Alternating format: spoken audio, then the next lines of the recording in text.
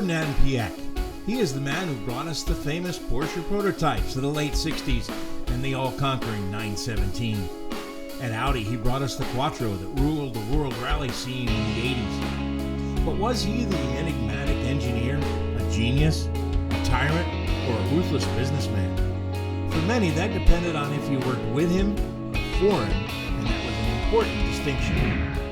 Absolutely, he was a genius. In my opinion, he was the greatest automobile engineer of all time, including his grandfather, including anybody else who's come since. Nobody has come near what the guy has done in terms of automobile engineering. Nobody.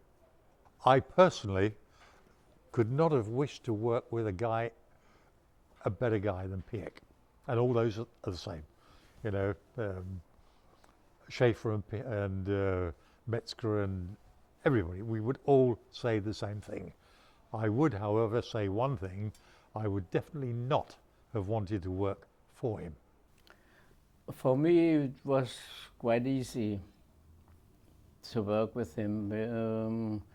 We started together.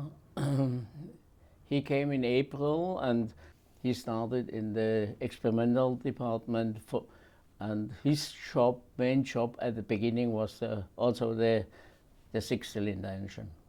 He was very ambitious, yeah. So everybody who want to be successful must be ambitious, and he liked that job. Me also. So I think that's why we had let me say, we had a target which we wanted to reach, and so for me it was quite easy, very easy to work with him. He was very, very, it was not easy. Everybody, before the guys could stand in the workshop or so, but when Piech was there, they said, "Oh, Mr. Piech," and everybody went away, yeah?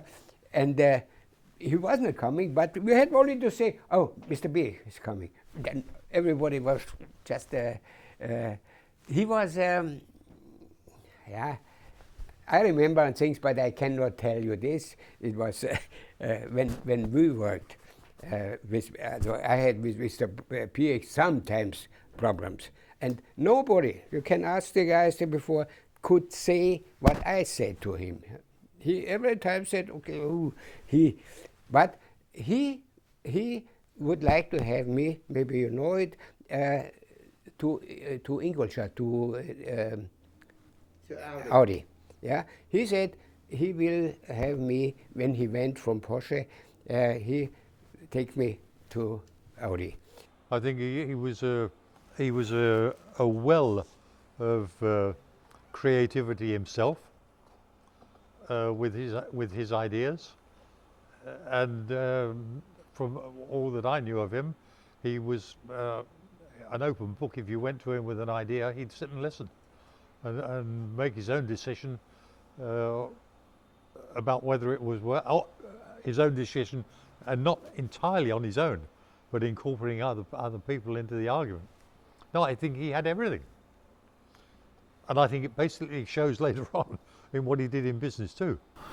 No, I take him always as a genius, like his father. And he acts also like this. I mean,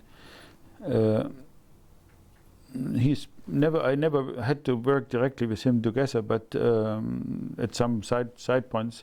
But for me, he is a full respectful person, because all the inventions he has and also viewing he has for the future, it's just fantastic. I mean, look at the platform technique which he introduced a long time ago, where any other manufacturer said, it's stupid, will not work.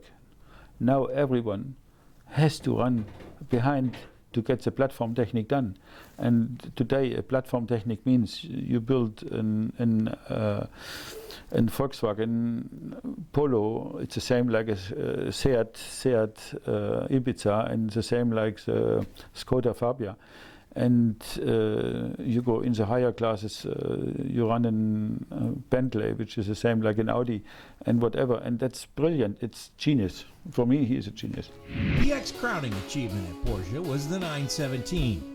Against the wishes of the board of directors, he went ahead with the risky program. The battle with the board, though, paled in comparison to his management struggles with John Wyer, who was hired to run the 917 racing effort. Did Wyer's guys, Horseman and Piech, did they clash a little bit? Oh, absolutely. Yeah, 24/7. Well, you know, John Wyer thought he was going to be the factory team, and that Piech was just going to shovel everything in his direction. Anything new, he'd get it.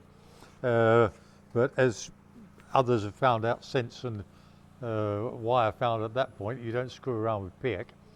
And Piech was determined, obviously, to keep a hold on everything himself, which was why Porsche Austria was formed, with his mum as the owner. But in fact, you know, it was Piech's baby. And Wyer didn't ask me to drive for him. He didn't even know me. I guess whether he would have done, I don't know. But he didn't, because I'd never even met him. But Piech and I got on very well together, so I was the sort of natural to go with Piech to Porsche Austria, and he and I really hit it off together with our philosophy of doing things. You know, there again, working for him was probably not the greatest idea in the world, but I'm sure all those who did are a hell of a lot better off now than if they hadn't worked for him and with him.